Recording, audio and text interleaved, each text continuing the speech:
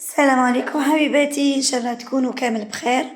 بعد الصلاة والسلام على رسول الله. اليوم جبت لكم وصفة العرايش بالطريقة القديمة اللي كنتوا طلبتوها مني. أنا وعدتكم بين نحطها لكم السنة اللي فاتت، والله غالب ما كاش عندي الصوت هكا باش نقدر نهدر، كنت شوية بحباحة زيادة. نقول لكم البنات ترقبوا الفيديو للآخر، ما تبخلوش عليا بجام اشتراك في القناة وتفعيلة الجرس كي يصلكن كل جديد. بالنسبة لي دخلوا جدد نقول لكم مرحبا بكم، والقدم التوعي اللي راهم يدخلوا نقول لكم ثانيك شرفتوني، العائلة عائلتكم. حبيبات القلب، شوفوا تحسال القلب اللوز، ما ديما نقول لكم اون ديغي مخبز. تجي تذوب في الفم البنات، وبما انه اللوز راهو غالي، اللي باش تقدر دير اللي باش دير المخبز ولا نقولك ديري العرايش تحصل على كميه كبيره او ميم طون بزاف بزاف يجو بنان. راح نكيل بهذا البول البنات، وراح نخدم فارينة سيم. نقول لكم تقيدوا بنفس المكونات ولا لا مارك اللي نخدم بها، ما كاش لي ما كاش لي تجي مور فارينة سيم كامل، يعني تجي البيها حلوة بزاف شابة. راح ندير 3 كيلات كيما راكم تشوفوا هكذا، 3 كيلات تاع فارينة سيم. هنايا رفدت لي باكي ونص باسكو البول كبير كيما راكم تشوفوا معايا. كاين بزاف مبتدئات، ما نحبش خطرات نغاول في الفيديو باش توصلكم المعلومة ملاح. هنا بعد ما درت 3 كيلات تاع الفارينة راح نديرو بيان سور القرصة تاع الملح اللي جامي ننساوها. اللي حبت دير لافاني دير، اللي ما حبتش ما ديرش. انا كنت درت شويه لافاني. وراح ندير السمن يكون ذايب وما يكونش سخون. كيما راكم تشوفوا راح نفيض، قيس ما فيضتها برك خلاص نفرغ هذاك ليدام. وبيان سور راح نبدا نبسس فيه باش يكون في عندكم الوصفه الاولى اللي عطيتها لكم ثانيك بزاف هايله. وهذه الوصفه كيف كيف يعني انا اي وصفه تبان لي مليحه نحطها لكم. هنا عندي بول تاع حليب ومزهر راح يكونوا دافين، حنحط غير بالعقل وندخلهم في لاباط ليسونسيال. نتحصل على عجينه متماسكه، بالك وبرك تفرغوا الكيلة كامل، روحوا لها غير بالعقل. ني ذاك خطرات تجي الفارينة تشرب خطرات لا لا. قلت لكم انا الوصفه اللي تشابه نحطها لكم. الوصفه الاولى اللي حطيتها بزاف هايله، والوصفه هذه كيف كيف معناتها بين زوج ناجحين. انا كنت دخلت كامل الكيلة كيما شفتوا معايا لينتها. انا راني لا مانيش نعجن برك، راني كيما نقولوا راني نزرب برك في الفيديو كيما راكم تشوفوا. قرصها نقسمها نخليها تروبوزي باسكو من بعد راح نوزنها كيما راكم تشوفوا. كي نكوروها ونشوفوها ما تتفتح ما والو، تعرفوا بلي لاباتانا سي بون، مازالها غير شويه تريح وخلاص. بالنسبه للعقده بنفس العقده اللي نخدم بها كامل، حندير 3 كيلات لوز يكون ملحي متوسط. بون هنا كي راني نقول لكم اللوز معناتها نفس الوصفه مع الكاوكاو. كيما تخدموا باللوز كيما تخدموا بالكاوكاو كيف كيف. راح ندير الكيل تاع السكر، نقص منه غير شويه على بالكم المطلي يجي حلو، بصح ما تنقصوش بزاف يجي معسل. وديروا لافاني وزيت السيتروني راح يزيد له بنه على بنه. واللي يحب يستغنى ما يحبش القارص ماشي مشكل، تكتفيو غير بلافاني. من بعد راح نخلط وراح نلايم كامل بالبيض حتى نتحصلوا على عجينه تكون متماسكه.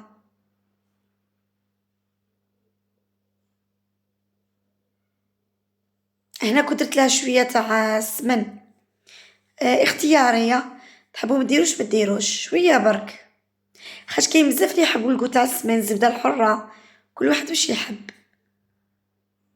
هذه هي القوام البنات، ما يكونش جاري وما يكونش يابس. خدمته مليح بيديا باش يذوبلو كامل هذاك السكر. وزنت بالنسبه لاباط 37 وبالنسبه لافرس 20. هنا الصورة يتشرح لكم في نفسها، يعني كل خطرة نوري لكم لافورم تاع العريش.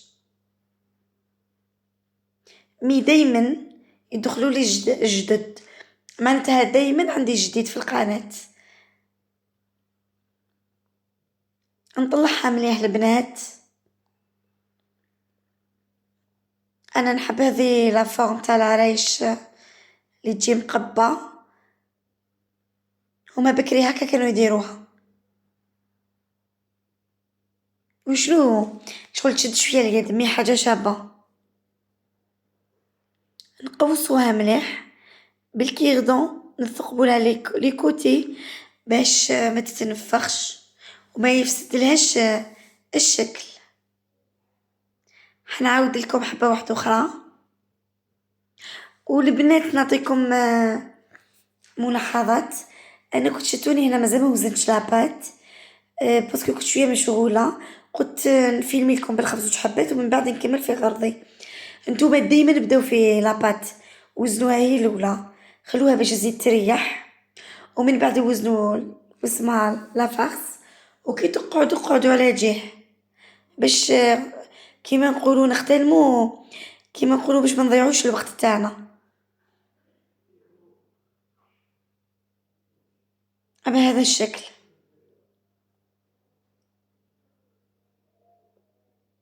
يعني طريقة بزاف سهلة وتجي شابة ومتحوفة، خير من هذيك المبلاطية. من بعد نثقبوها في ليكوتي. هذا هو، نستفوها في السنيوة هذه قدام هذه، ما نخلولاش ليسباس باش ما ينحلوش الرجلين. نطيبوها على درجة 180 البنات، غير الطيب من تحت نطفيو عليها. شوف، لازم تجي هذه قدام هذه. هنا بعد ما تطيب وتبرد ندورو للطلية تاعنا. حبة بياض بيض، شوية ملون أبيض، ماشي بزافة، ما تكثرش منه ماشي مليح وزيد يبس لكم بزاف الطلية. كي نقولكم شوية معناتها شوية برك، ما يبانش خدام الكمية تاع السكر اللي راح ديروها. وبيان سور اليوم خدمت بالمرجان، كل خلطة عفوا وباش نخدم على حساب وش نشري. واسمه عصير الليمون، كيما نقولوا جو سيترون ولا عصير القارص. ونبداو نعجنوا فيها بشوية ونزيدوا لها في المزار غير بالعقل حتى نتحصلوا على القوام اللي رانا حابينه. انا الكميه شتوني اللي درتها خرجت لي خرجت لي 80 حبه.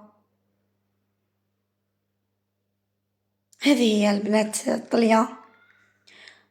عندي هنايا السمسم، عاودوا ولاو كامل السمسم البنات، ما ولاوش يحبوا بزاف لاباطا سكر وتخنجيق، يعني كل واحد ونا نمشي على حسب الطلبيه. طب وما شاء الله كيما راكم تشوفوا، عادي نبداو نطليو عادي. شوفوا الطليه شابه، شوفوا اللمعه تاعها، هذيك اللمعه كامل من القارص. هنا حسيتها بلي شويه ثقيله، زدت لها غير شويه تاع مزهر. ما ديرولهاش، ما ننصحكمش بالزيت، القوام تاعها يولي ثقيل. انا ما تعجبنيش كاع كي ندير لها الزيت، جو بريفير زبده حره ماشي زيت.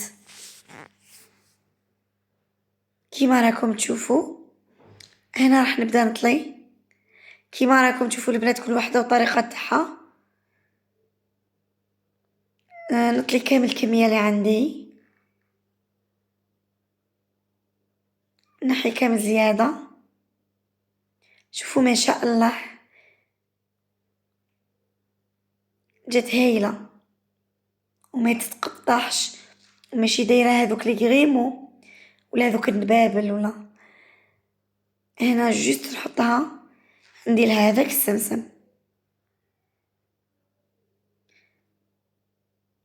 خاطش لو كان تخلوها غير شوية ما تلصقش.